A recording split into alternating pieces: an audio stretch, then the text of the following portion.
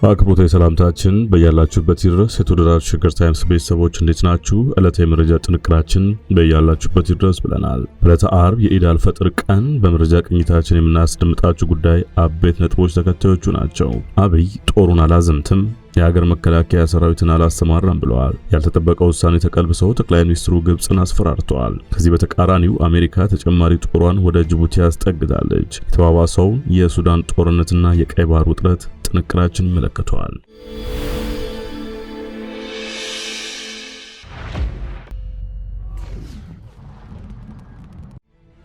ወደ ቀዳሚ ጉዳያችን አመራን። አብይ ጦሩን አላዘምትም፣ የሀገሩን መከላከያ ሰራዊትን አላሰማራም ብለዋል። ያልተጠበቀው ውሳኔ ተቀልብሰው ጠቅላይ ሚኒስትሩ ግብጽን አስፈራርተዋል። ዛሬ 7ኛ ቀኑን በያዘው የሱዳን ጦርነት የተሳተፈ የሚገኘው የሱዳን ጦር ከ40 ኪሎ ሜትር በላይ ገብቶ የኢትዮጵያ ሉዓላዊ መሬት በኃይል ተቆጣጥሮት ይገኛል። ይህ ጦር በሺዎች የሚቆጠሩ ዜጎችና በርካታ ባለሀብቶችን በማፈናቀል ነው መሬቱን በወረራ ያዘው። ወረራው ሲፈጸም ደግሞ የኢትዮጵያ ጦር በቦታው አልነበረም ብቻ ሳይሆን በሰሜኑ ጦርነት ተጠምዶ ነበር። ይህን አጋጣሚ ተጠቅሞ እጅግ ለም የእርሻ መሬት የወረረው የሱዳን ጦር ዛሬ ተራው ደርሶ ጦርነቱ ሲገባ የኢትዮጵያ ብድር ትመልሳለች ተብሎ ሲጠበቅ ጦር ኃይሎች ጠቅላይ አዛዥና ጠቅላይ ሚኒስትር አብይ አህመድ በዚህ ሰዓት ጦሬን አላዘምትም፣ የምስራቅ አፍሪካ የዳቦ ቅርጫ እየተባለ የሚጠራውን አልፋሽቃም መልሼ አልቆጣጠርም ብለዋል። አብይ አጋጣሚ ተጠቅሜ መሬቱን በመቆጣጠር ከማገኘው ጥቅም ይልቅ ለዘለቄታው የማገኘው ዲፕሎማሲያዊ ትርፋት ይበልጥብኛል ያሉ መስሏል። የሱዳኑን ትርምስ ተጠቅማ ኢትዮጵያ ጦሯ ልካለች ለሚሉ አካላት ምላሽ ሰጡ ጠቅላይ ሚኒስትር አብይ አህመድ ኢትዮጵያና በሱዳን መካከል ግጭት ለመቀስቀስ የሚሰሩ አካላት ከድርጊታቸው ሊቆጠቡ ይገባል ሲሉ አስጠንቅቀዋል። ብዙዎች የዚህ መግለጫ አድራሻ ካይሮ ነው ሲሉ ተደምጠዋል። በሱዳን ጦርና ራፒድ ሰፖርት ፎርስ RSF ተብሎ የሚጠራው የፈጥኖ ድራሽ ድጋፍ ሰጪ ኃይል መካከል ጦርነት ከተቀሰቀሰ 7ኛ ቀኑን ይዟል። ጦርነቱን ተከትሎም የተለያዩ ሀገራት በጦርነቱ የተለያዩ ድጋፍን እየሰጡ ነው። የኢትዮጵያ ሰራዊትም የሱዳን ድንበር አልፎ ገብቷል የሚሉ መረጃዎች ተሰራጭተው ነበር።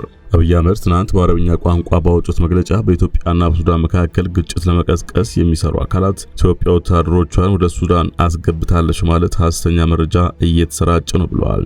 ጠቅላይ ሚኒስትር አብይ አክለውም ኢትዮጵያውን ሱዳን ያለችበትን ነባራዊ ሁኔታ ለድንበር ውዝግቡ መጠቀሚያ ልታደርጉ አትፈልግም ሲሉ አስታውቀዋል። ወንድም የሆነው የሱዳን ሕዝብ እንዲህ ላሉት ሐሰተኛ ወሬዎች ጆሮ እንደማይሰጥ እምነታችን ነው ያሉት ጠቅላይ ሚኒስትር አብይ ሀገራትን ግንኙነት የሚያሻክር የሐሰት ውንጀላም ኢትዮጵያ በጽኑ እንደምታወግዘው አስገንበር ጉዳይም በውይይትና በውይይት ብቻ እንደሚፈታ በጽኑ እንደምታመን ገልጸዋል።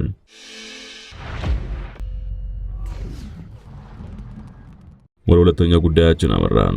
አሜሪካ ተጨማሪ ጦሯን ወደ ጅቡቲ አስጠግታለች። የሳይበቃ በምስራቅ አፍሪካ በተጠባባቂነት ያስቀመጠችውን ጦር ሰራዊቷን ለማሰማራት መዘጋጀቷ ተሰምቷል። የሱዳን ብሔራዊ ጦርና ፈጥኖ ድራሽ ድጋፍ ሰጪ ኃይል ረመዳን በማስመልከት ተኩስ አቁም እንዲያውጁ እየወተወተች የምትገኘው አሜሪካ ከሱዳን ቀውስ ጋር በተያያዘ ተጨማሪ ጦር ወደ ጅቡቲ ልትልክ እንደሆነ ተነግሯል። ወደ ጅቡቲ የሚላከው ጦር በሱዳን ያለው ሁኔታ በቅርበት የሚከታተልና አሜሪካ ዜጎቿን ከሱዳን ማስወጣት በሚያስፈልጋት ወቅት ድጋፍ የሚሰጥ ነው ተብሏል። የነጩ ቤተ መንግስት የውጭ ጉዳይ ኃላፊ አንቶኒ ብሊንከን ከቀናት በፊት ጄኔራል አብዱልፈታህ አልቡርሃንን እና የፈጥኖ ደራሹ አዛዥ ጄኔራል ሐምዳን ዳጋሎ የ24 ሰዓት ተኩስ አቁም እንዲያውጁ ጥሪ አቅርበው የነበረ ቢሆንም የተኩስ አቁሙ ሳይከበር ቀርቷል።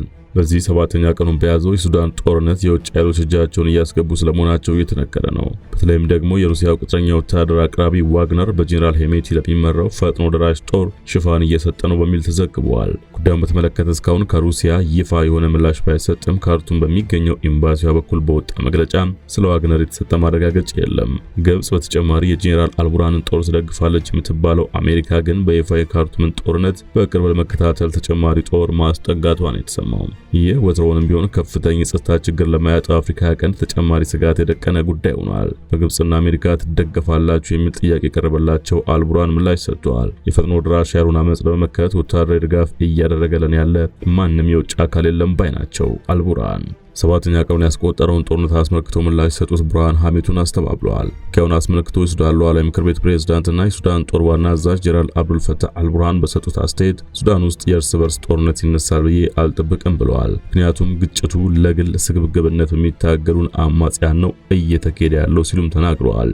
ፈጥኖ ደራሽ ያሉን አመጽ ለመመከት ወታደራዊ ድጋፍ እያደረገልን ያለ ማንም የውጭ አካል የለም ሲሉም ጄኔራል አብዱል ፈታህ አልቡርሃን ተናግረዋል። በርካታ ሱዳናውያን ለሳምንታት በጾም በጸሎት ማሳለፋቸውን ተከትሎ የአፍሪካ ህብረትና አሜሪካ በሱዳን ለኢድ አልፈጥር ተኩስ አቁም እንዲደረግ ጥሪ አቅርበዋል። የአፍሪካ ህብረት ኮሚሽን ሊቀመንበር ሙሳ ፋኪ መሐመድ ለኢድ አልፈጥር በዓል እንዲሁም ለችግር ለተጋለጡ ሰዎች ሰብአዊ ድጋፍ ለማድረስ አስቸኳይ ተኩስ አቁም እንዲደረግ ጥሪ አቅርበዋል። በተያያዘ ዜና የአሜሪካ ውጭ ጉዳይ ሚኒስቴር በሱዳን በውጊያ ላይ ያሉ አካላት ለኢድ አልፈጥር በዓል አስቸኳይ ተኩስ አቁም እንዲያውጁ ጠይቋል። በሱዳን ላለው ችግር ወታደራዊ ግጭት መፍትሄ እንደማያመጣም ነው ሚኒስቴሩ ያስታወቀው። የአሜሪካ ነጩ ቤተ መንግስት ፕሬዝዳንት ጆ ባይደን በሱዳን ያለው ሁኔታ በቅርበት እየተከታተሉ ነው ብለዋል። ቅዳሜ ዕለት በሱዳን ጦር ኃይሎችና በፈጥኖ ደራሽ ሰራዊቱ RSF መካከል ግጭት ከተቀሰቀሰ በኋላ በሀገሪቱ ዋና ከተማ ካርቱም አጎራባች በሆነችው ኦምዱርማንና በሌሎች አካባቢዎች ከባድ ውጊያ አለ። የዓለም ጤና ድርጅት የሱዳን ጥበቃ ሚኒስቴርን ጠቅሶ እንዳለው በግጭቱ 300 ገደማ ሰዎች ሲገደሉ ከ2600 በላይ ሰዎች ደግሞ ቆስለዋል።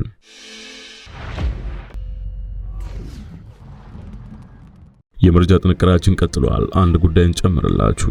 ቅዱስ ሲኖዶስ ያቋቋመው የሰላም ልዑክ በቀጣይ ሳምንታት ወደ ትግራይ ክልል ሊጓዝ ነው። ይኸውም የሰላም ልዑክ ትናንት መግለጫ ሰጥቷል። መግለጫውም በሰሜን ኢትዮጵያ ጦርነት ምክንያት መንበረ ፓትርያርክ ጠቅላይ ጽሕፈት ቤት ስር በትግራይ በሚገኙ አህጉረ ስብከት መካከል የነበረው ግንኙነት መቋረጡን አስታውሷል። በትግራይ ክልል የተፈጠረውን አንጻራዊ ሰላም ተከትሎ በቅዱስ ሲኖዶስ በኩል በትግራይ ክልል ለሚገኙ ብፁዓን አባቶች የግንኙነት ማስቀጠያ ደብዳቤዎች ሲጻፉ መቆየታቸውንም ገልጿል።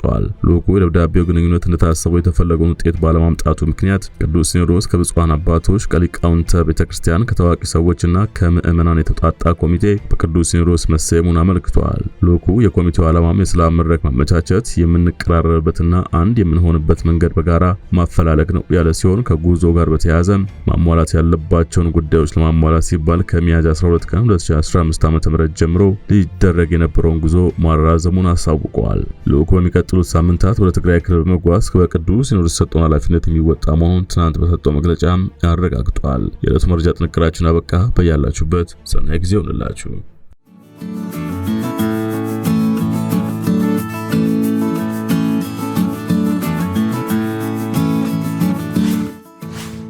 ሸገር ታይምስ ሚዲያን ሰብስክራይብ በማድረግና ደወሉን በመጫን ይከተሉን።